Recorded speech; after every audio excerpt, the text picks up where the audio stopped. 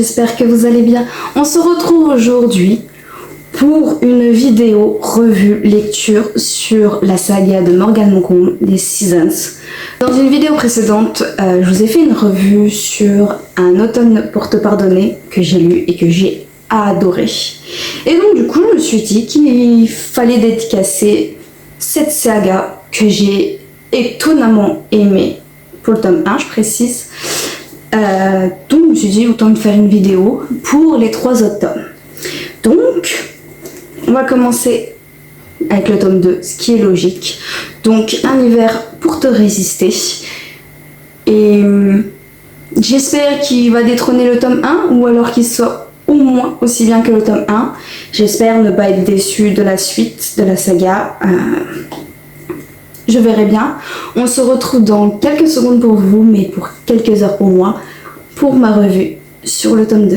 Bon, je suis obligée de refaire la vidéo parce que malheureusement le son s'est pas enregistré quand j'ai fait mon point de vue sur le tome 2. Donc, comme je vous ai dit dans la vidéo qui n'a pas pris le son malheureusement, fini en moins de 24 heures, comme le premier tome. Il n'a pas détrôné le premier tome parce que le couple était mignon, mais ça m'a pas plus touché que ça. Je me suis pas énormément attachée à eux. Pourtant c'est une très bonne lecture, je ne dis pas.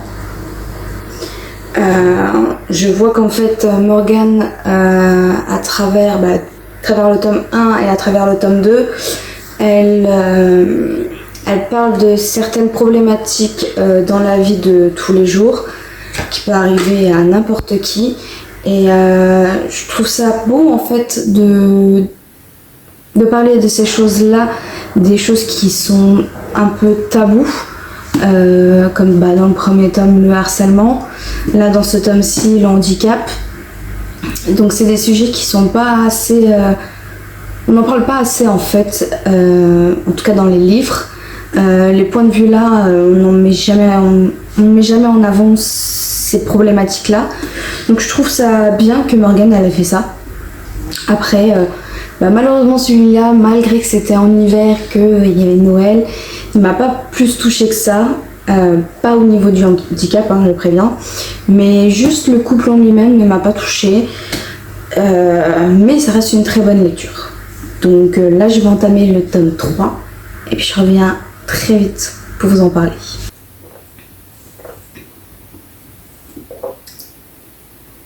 Il est actuellement 22h30 passé.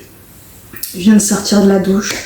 La douche la plus froide que j'ai jamais pu prendre de ma vie. Tellement j'ai chaud. Mon Dieu, comment ça se voit. Non, ça se voit pas trop? Si.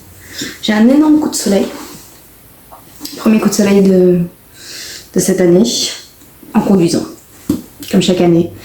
Ce côté restera toujours blanc et celui-là sera toujours rouge. Bref, on n'est pas là pour ça. Chaque fois je m'éparpille moi. Donc actuellement il est 22h40, presque 23h.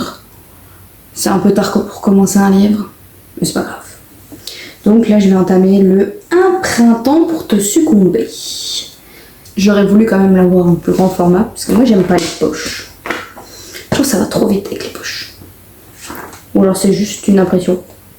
Mais là celui que j'ai pris à la médiathèque, ils prennent vraiment pas soin. Je sais pas si ça se verra, si un peu là. Là ça se voit mieux.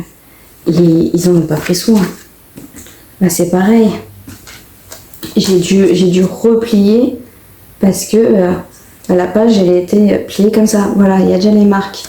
J'ai dû tout replier, c'était horrible. Et puis les tachés. Alors autant je veux bien prendre des... On va me dire que je suis une maniaque. J'aime bien prendre des livres à la médiathèque, pas de soucis. Mais ceux qui sont en mauvais état ou qui sont tachés, ça m'insupporte. Pourtant c'est pas le mien, hein. Je devrais m'en foutre, mais je peux pas. C'est un livre, je peux pas. Moi, mes livres seraient dans un état pareil, mais je pèterais une durite. J'ai déjà pété une durite sur ça. Petit disclaimer.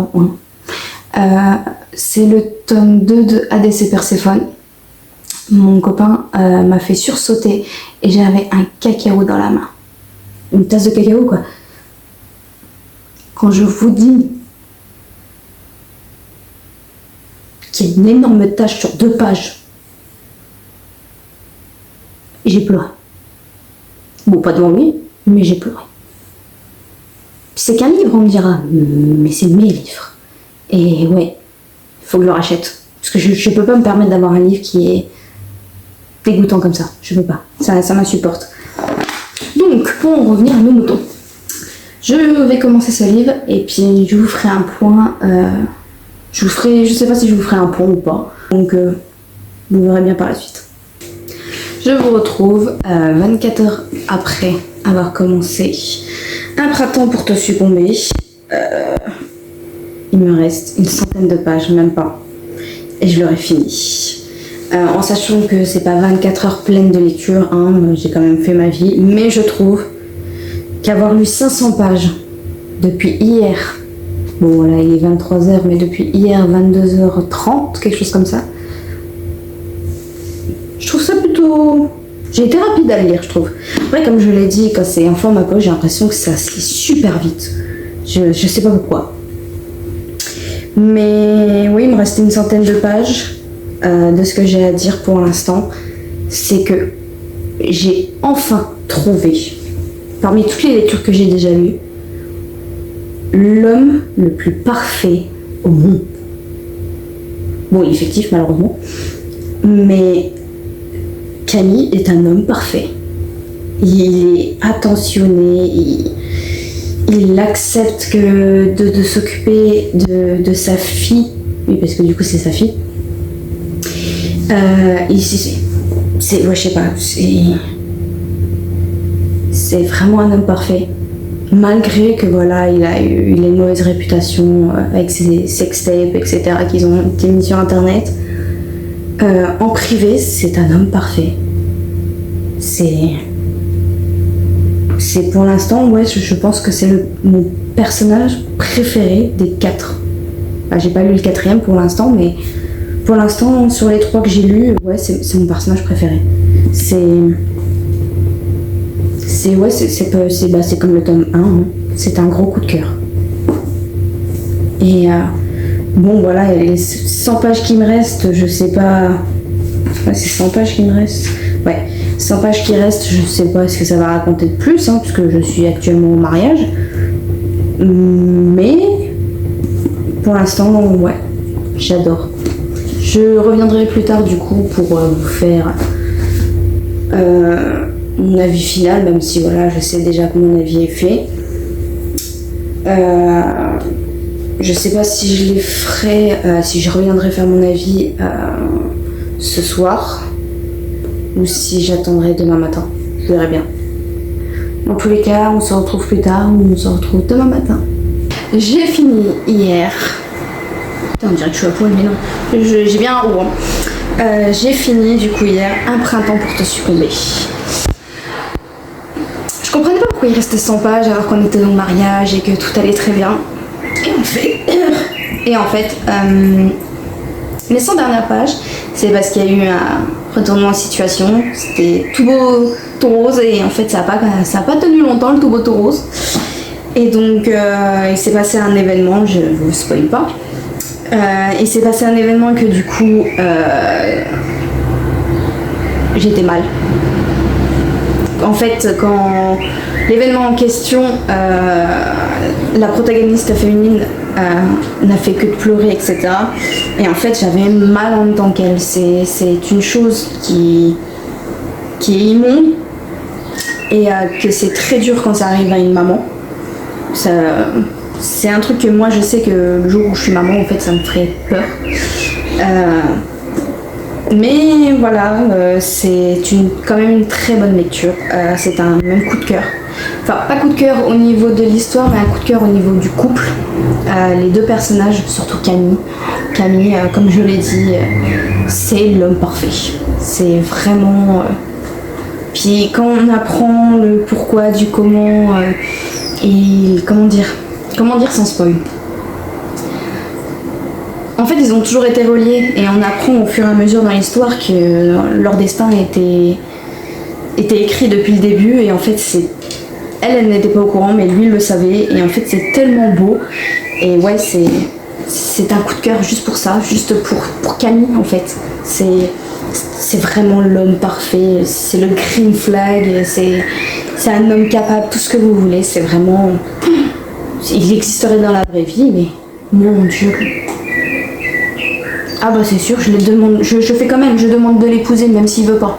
Je l'enferme, je le garde pour moi. Oh non, c'est vraiment un homme capable. Donc voilà, donc je l'ai fini et puis du coup je commencerai le tome 4. Actuellement je suis sur une autre lecture donc ça sera la prochaine. Donc je reviendrai vers vous quand je commencerai le tome 4, mais pour l'instant celui-ci c'est comme le tome 1, c'est un coup de cœur. Et je vais enfin terminer la saga des Seasons de Madame Moncombe, de Morgane Moncombe, avec le tome 4. Donc le tome 4, là c'est... Bon. Le tome 4, c'est du coup la dernière du groupe, donc c'est Jasmine, la wedding planner. Donc de ce que j'ai compris, c'est une romance seconde chance. Donc c'est pas mes préférés, mais j'attends de voir. Pour l'instant, vous vous en doutez, je vous l'ai dit, quelles sont mes préférences sur certaines catégories. Donc j'attends de voir celui-là, ce qu'il va donner. Puis, de toute façon, je reviens très vite pour vous faire un point de vue dessus. Ça y est, j'ai fini en moins de 24 heures. C'était pour te retrouver.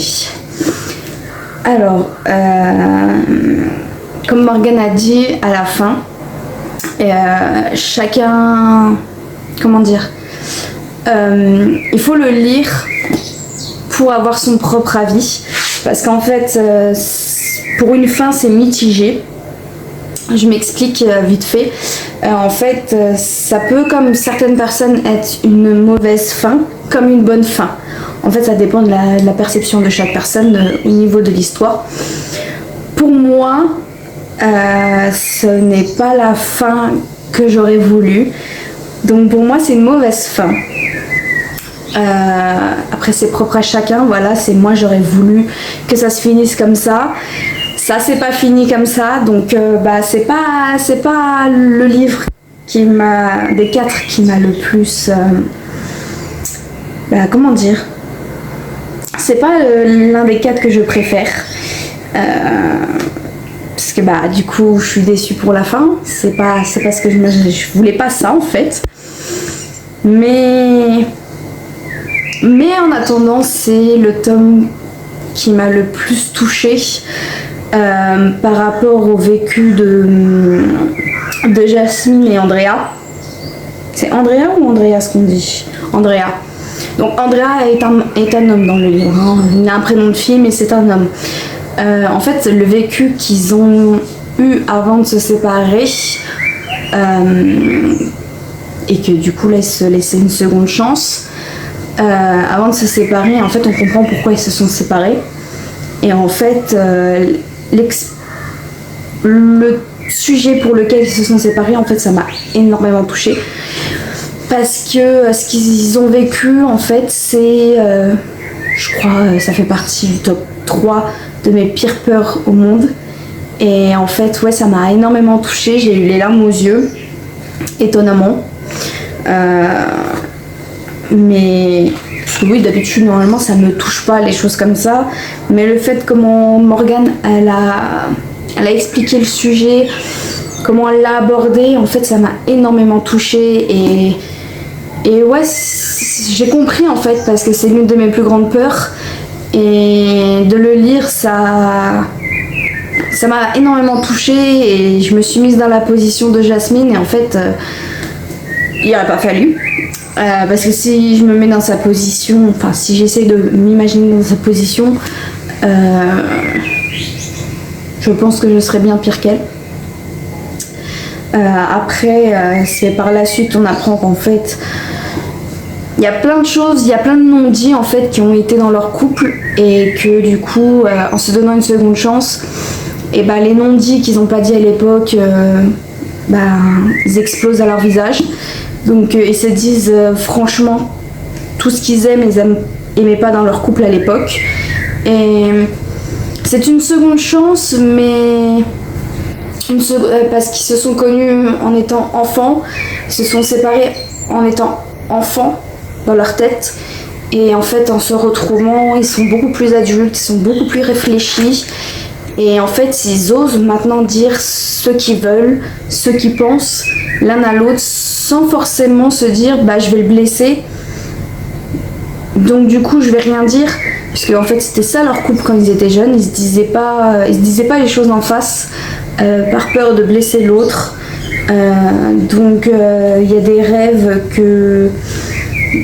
qu'ils ont, comment dire, il y a des rêves qu'ils avaient chacun de leur côté, qu'ils ont mis sous silence pour le bien de l'autre, parce que bah, en fait c'est un couple qui est totalement opposé. Ils n'ont pas les mêmes convictions, ils n'ont pas les mêmes envies, ils ne voyaient pas la vie en couple de la même façon, et en fait de voir qu'en tant qu'adultes ils ont mûri et puis qui se disent enfin les choses, en fait, et surtout les non-dits par rapport aux soucis qu'ils ont eu à l'époque. Ça a été, c'est en fait, je les ai vus un peu grandir dans le livre, et ça a été beau de voir ça, mais la fin ne me convient quand même pas. Donc voilà, c'est pas l'un de mes préférés, mais bon, ça a été quand même bien écrit, et ça m'a quand même touchée. Mais ce n'est pas mon préféré. Donc je vous laisse tout de suite avec ma conclusion de la saga des Seasons de Morgane Moncombe. Du coup, la conclusion des 4 tomes que j'ai lus. Alors, si je devais faire un top, si je devais les mettre dans l'ordre de préférence, le premier que j'ai préféré, qui est au-dessus de tout, vous le savez, c'est le tome 3. Le tome 3, voilà, il m'a énormément touchée. Le couple de Nolia et Camille, c'était trop mignon, j'ai trop adoré ce tome. En deuxième position, c'est du coup le tome 1. Parce que l'enquête, voilà, ça n'a même pas été le couple, c'est l'enquête, j'ai énormément adoré l'enquête, et lui il reste quand même en deuxième position. En troisième position, je mets le tome 2. Parce que malgré qu'il m'a pas énormément touchée, c'est resté quand même une bonne lecture et que j'ai quand même bien aimé, même si ça m'a pas non plus transcendé, mais j'ai préféré quand même le tome 3 au tome 4 du coup, qui est en dernière position, parce que tome 4, comme je vous l'ai dit, la fin, je m'attendais pas à une fin comme ça, et c'est pas la fin que j'aurais voulu, donc du coup c'est pour ça qu'il est en 4e position. Après, Morgane Moncombe, j'avais des a priori, je pensais que c'était trop hypé pour ce que c'est, et en fait je comprends tout à fait la hype maintenant. La hype la mérite amplement, et c'est une saga que je recommande énormément et que je vous invite très fortement à lire. Après, ce n'est pas non plus ce que j'adore le plus au monde, vous le savez très bien, c'est la dark romance que je préfère, mais en tant que romance, c'est une très très bonne saga de romance, et oui, foncez, allez la lire. Pour toutes les personnes qui ne l'ont pas encore lu comme moi, j'ai trop attendu, j'avais des a priori, et du coup là je me suis lancée, et j'ai eu complètement raison de me lancer dans cette saga.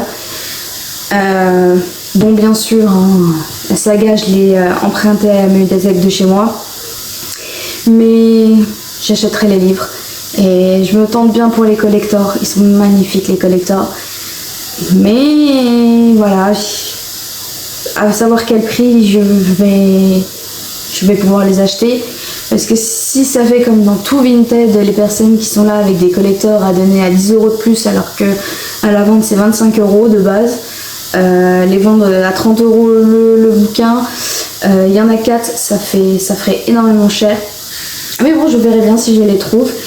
Et en tout cas, j'espère que cette vidéo vous aura donné envie de lire cette saga. Et en tout cas, moi je vous conseille très fortement de le lire pour toutes les personnes qui ne l'ont pas lu. Et puis dans tous les cas, on se retrouve très vite pour une prochaine vidéo.